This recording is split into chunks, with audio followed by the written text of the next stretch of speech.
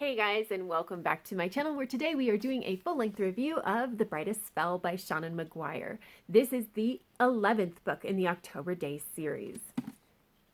So I have been doing a reread of the Toby Daye series this year and doing reviews of everything. But because it is a reread, I do break up my reviews into 3 separate sections. The first section is just a non-spoilery. I'm not going to spoil this book, and generally speaking, for the most part, I don't spoil the series either, although no guarantees. The second section, we do talk about spoilers, but it's only for this book, and then the third section is a free-for-all. There's discussion of things that do spoil the rest of this series.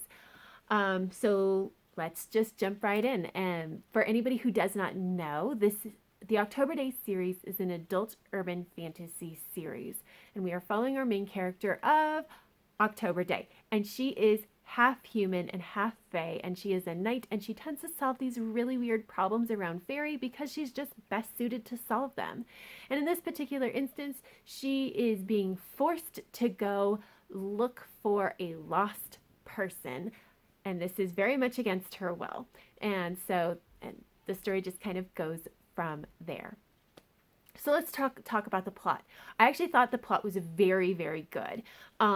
It's just how it was written. I mean, it's like, this is not a new general plot line. Toby has definitely gone looking for missing people before, but it feels very good. It feels very natural. I like that this story actually very naturally opened up to learn some world building and do some character development. It just felt very well written. And so I didn't see really any plot holes. I didn't have any major problems. So and it sets up for where the series is going to go very, very well. So very solid plot line. Very much recommend that aspect of it. But let's talk about characters. And this is where I struggled, because the person that is asking Toby to go look for this lost person is horrible. We have not seen this person really on page very much. We've only really seen Toby's memories of this person. And you're like, okay, well, we're being filtered through somebody else's memories, so maybe they're not as bad. And then we actually see this person on page, and you're like, oh no, they're actually worse. They are a terrible person. And so because this antagonist was written so well, I hated reading the first 50 or so pages. Like, there's the opening scene, which is amazing. But getting through to that point where Toby is being forced to go look for this lost person, I hated that. It was so rough to read because this antagonist is written so well. As far as character development, I mean, so it was nice to see this person like on page, not in Toby's memories, and get like a firsthand account of how this person is. I did really, really like that, and I thought that it was very well done. We didn't spend a ton of time in this book on Toby's development. Instead, we were focusing on a different character by the name of Simon. And Simon, we have met before, and we know things about them, but we haven't really done a deep dive into who they are, what they motivations, all that kind of thing. But we did in this book, and it was beautiful. We got a lot of background information. We got motivations and why they are the way they are. And it doesn't mean that you necessarily agree with their actions, but you understand them a lot more. And we got to see a lot of growth and development in Simon. And then as the book goes on, we see the relationship between Toby and Simon start to develop. And this honestly was one of the big focuses for this particular book. And I do think it was done very, very well. Simon never doesn't expect Toby to necessarily understand his reasons. Like, he hopes that she does, but he'll still explain it. And I really do appreciate all of that dynamic. And I think it's just very, very well done. But like a lot of the other characters end up kind of falling to the wayside because the focus is so heavily on Simon and Toby and their relationship, and between that and like trying to find this missing person, there wasn't a ton of time for anything else. And we didn't even see a lot of the characters except in the opening scene of this book. So I didn't love that, but you know, it's pretty understandable. I have said this before, this book has a very large cast of characters and there's only so many people you can put on the page. So while I don't love it, I completely understand it. And I do really appreciate that character growth and development and background that we got on Simon. So let's talk about world building. I love this series because every single book you get more world building, and it's maybe small little bits and pieces, or it might be one big thing, but you're always going to get world building. And it just seems to always fill in the picture in a very nice way. Things that you didn't know you were really missing, but just end up painting this very full picture of this world. And it was really nice. We found out some of like who lives near Toby's mom. Like they're in Fairy, like there's people that live around, and we didn't know who lives around her. It's like not clear that there is anybody that lives near her. And so we kind of did stuff with that, and just little bits and pieces all over that just like, again, it fills in the cracks of things that we didn't even necessarily know we were missing, but it just really makes everything feel much fuller. And I love the world building of this series. It's so interesting. It's so well done. It makes a lot of sense. And the writing of it is excellent. So there you go. Pacing wise, this book was right on. It wasn't the fastest book in this series, but it was a decent pace. The only thing that really slowed it down is that the antagonist of this story, who forced Toby to go find these lost people, took some of Toby's allies as collateral. Basically, go find the lost person, and once you do, I'll give you your people back. That's how Toby was forced. And so, of course, Toby does end up like really sad and like, I can't think about this and what happens if I fail and all this kind of, like, she has a lot of those thoughts, which is completely understandable. I get it. However, it's not fun necessarily to read. And so I did think it slowed it down a little bit, and I didn't always appreciate it. But at least it was understandable why she was thinking so much about her allies that have been trapped. It absolutely makes sense. I just wish there were a little bit less of it, and I did think that it slowed down that pacing just a little bit. The writing itself was excellent as always. So in the end, I ended up giving this a 4 out of 5 stars, and that was mostly because I hate our antagonist so much that it's so difficult to read that I don't want to. So that's 100% a personal thing. Honestly, if I were going like without my personal feelings, it's probably like a 4.5 stars. I do think it didn't quite have that pull that you get from a 5-star book, but it was really, really close. And as one last note, I will say that if you have not read this series before any of the books in this series previous to this book, I highly recommend it, because the enjoyment of this series really happens because each book builds on the previous ones. And if it's really hard to jump into this book, The Brightest Fell, and enjoy it as much as anybody else who has actually read this series from the beginning. So it's not really a standalone at this point. You could read it as a standalone, but you're gonna miss so many things that it's not even worth it. You're not gonna enjoy it nearly as much. So if you want to read this book, I highly recommend going back and reading the previous book in the books in the series, and then this one will feel much better to you. But that is it for the non-spoilery section. So let's just jump right into all of my thoughts that spoil this particular book. And if you do not want to hear that, this is your cue to go ahead and click away. Bye. Okay, as always, I will just start from the top on the notes that I have written down. And of course, the very first thing is the Lushak in that beginning scene singing Poor Unfortunate Souls. I love everything about this. The fact that she did this, she went to karaoke night as she's the sea witch and she's singing Poor Unfortunate Souls. I love everybody's reaction to it. I love this thing. And it's just one of those things where I'm just like, thank you so much for giving me this visual, because it makes me so incredibly happy.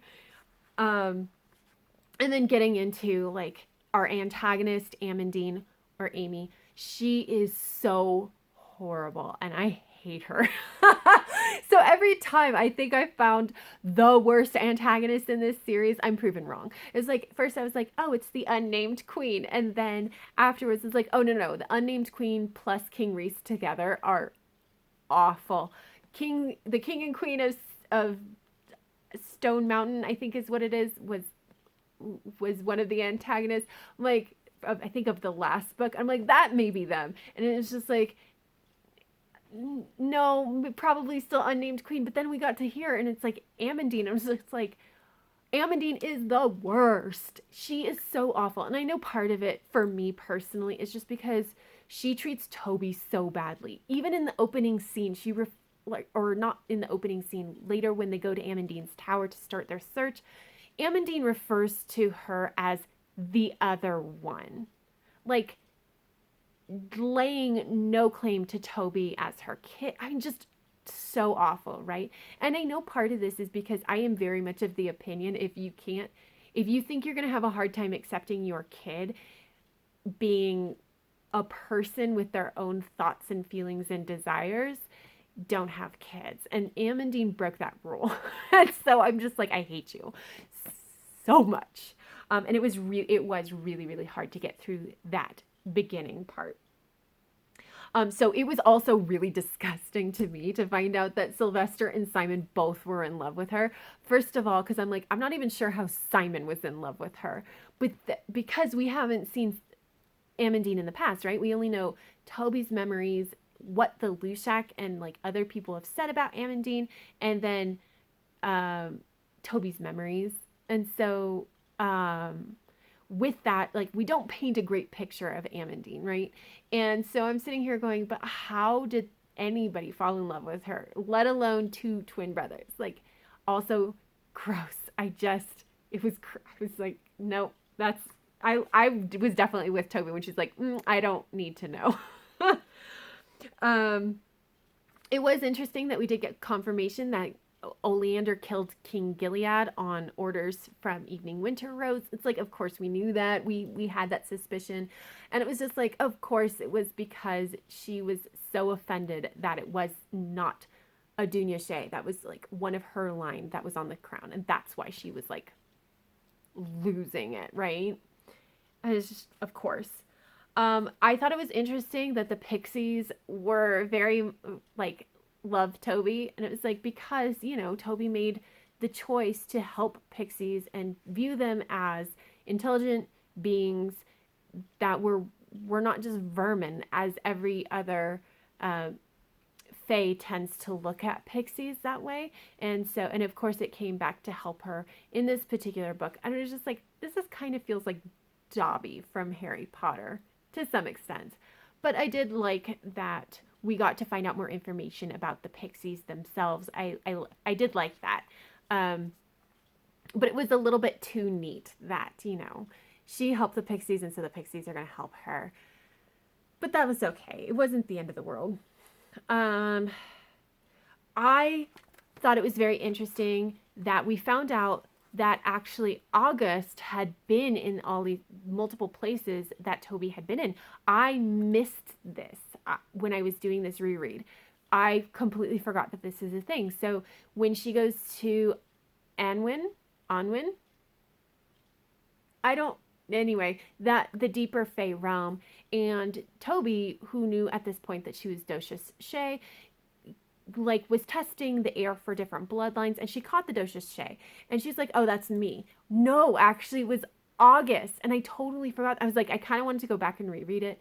Additionally, when Toby was looking for Arden to take over as queen, Toby went to a bookstore, and in the bookstore was a woman, and that woman was August. And again, I was just like, I completely missed this, and I want to go back and reread those parts because that's so interesting. Again, Seanan McGuire laying down these clues in a very amazing way so that we can go back and experience it with new knowledge. Let's see. So the voicemails from Quentin were amazing. I loved the set of voicemails that we got from Quentin when Toby kind of fell off the face of the planet for a couple days. It was just a progressive, like, call me, I'm worried. I love, like, I care about you. Please let me know you're okay. I hate you. I hate you when I'm eating your ice cream. Please call me. Like, I just love that. It's like, it's their relationship in a nutshell. And I just, again, it made me so happy. August, let's talk about August for a moment. August is a brat and entitled, and I didn't like her either. And I was like, when August finally went with Amandine, I was just like, you're a perfect pair, and now leave and never come back. Now, I know that that's not how that goes. But to be fair, like, I really just don't like the entitled brat kind of characters. And so August did not work for me. The thing that I do like is that her actions that she took were dumb, and it's clear that she doesn't quite understand the magnitude of the debt that she took on. She doesn't quite understand the magnitude of the price that Simon paid to get her free. It's very clear that she's just kind of immature, to be perfectly honest. Like, even Toby knows better. Like, Toby was like, I feel no sympathy for you because the Lushak told you to not do this. And when, like, the Lushak doesn't say things just to say things. She tells the truth. So she told you to not do this and you did it anyway. This is your fault. Learn to listen to people, right? And it's like, for Toby to be saying that is kind of amazing. And it really, really illustrates just how immature August is. But I do like that we get this peek at August.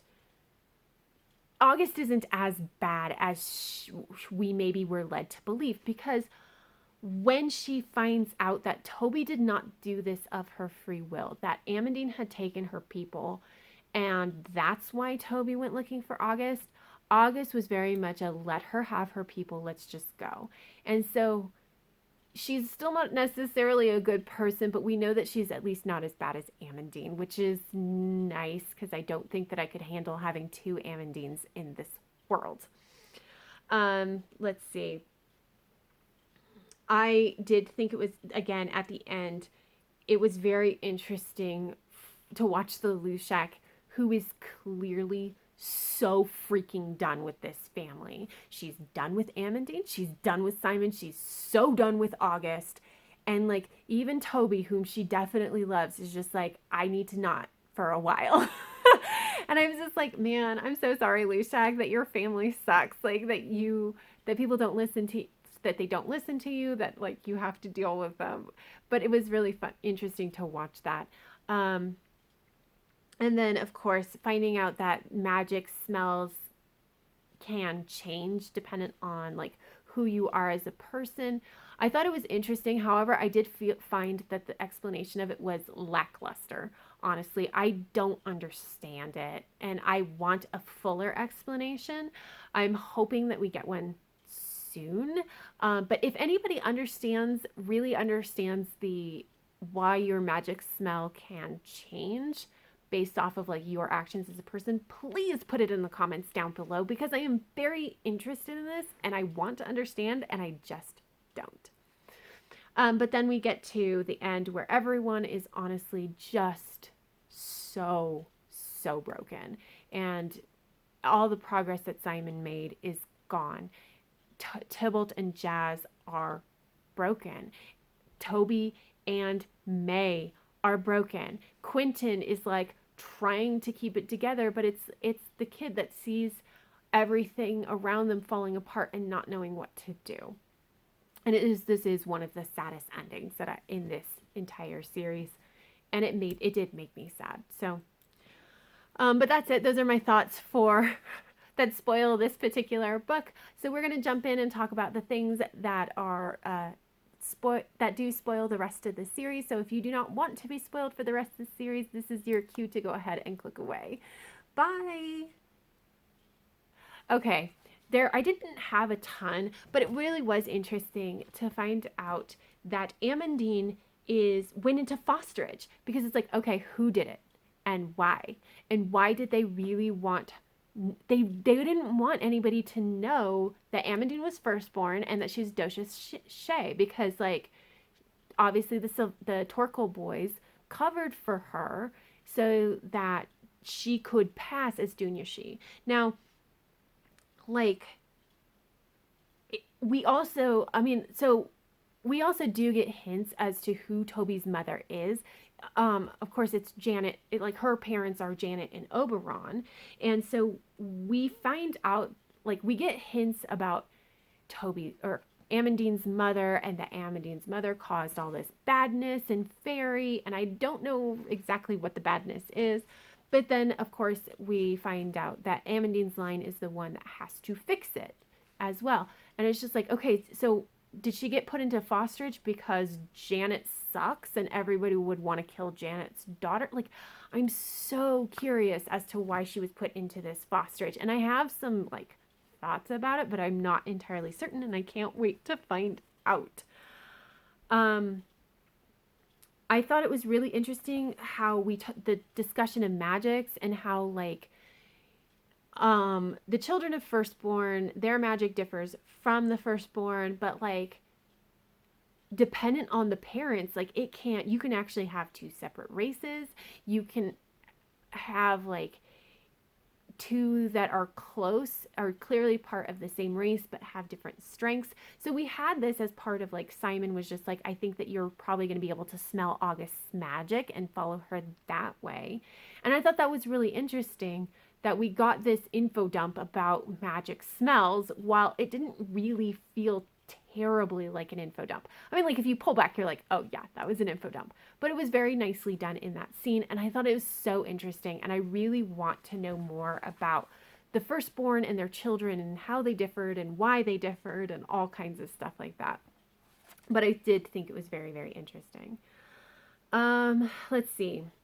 I am so incredibly curious about September. So we keep getting hints about September, and like the fact that she was Sylvester and Simon's sister, and like she died and nobody talks about her. It's January's mother, like all this kind of stuff. And I'm like, I want to know so much more about September. I feel like there's a story there. I really think there is. And I want to know what it is. I also do find it interesting that all the Torquil women, with the exception of Raisel, all have months as their name. So September Torquil, and she gave birth to January, and January gave life to her daughter April. And then, of course, Simon and Amandine, they have their child August. And then Amandine, even when she goes and has her affair of sorts with Toby's dad, like, technically Simon is still Toby's father legally, and so she gets named October. And I'm like, why did they do this? Why? I want to know. And like, also, I'm going to be on the lookout for anybody else who has a month for their first name, because it seems to be a thing. Let's see. You know, Simon taking on August's burden at the end, I feel like that is really going to change the relationship between the Lushak and Simon, even though he has basically reverted back to being a terrible person. I think that the Lushak is going to be a lot more lenient on him in the future. It'll be interesting to see, like, because the 14th book that's coming out in September is Toby has to track down Simon again. It's a thing for her wedding. And so it'll be interesting to see how his growth and development, as well as the fact that he chose to take on August's debt burden, will change everything in this hunt for Simon. I'm just really, really intrigued. And then, of course, the novella that happened at the end, the fact that Toby was kind of able to bring back the dead in some ways.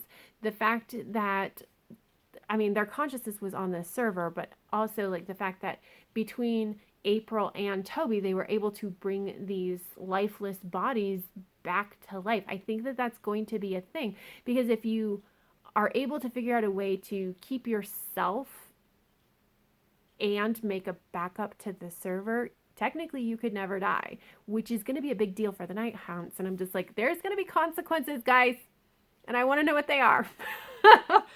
Anyway, that's it. That's all I got. I did think that there were definitely, obviously, bits and pieces that are interesting. I am so curious, and I want to know. But that is it, you guys. So if you've read this series and you want to talk about it, absolutely leave comments down below. I love discussing this series. But that's it. So until next time, have happy reading, and I will see you in the next video. Bye.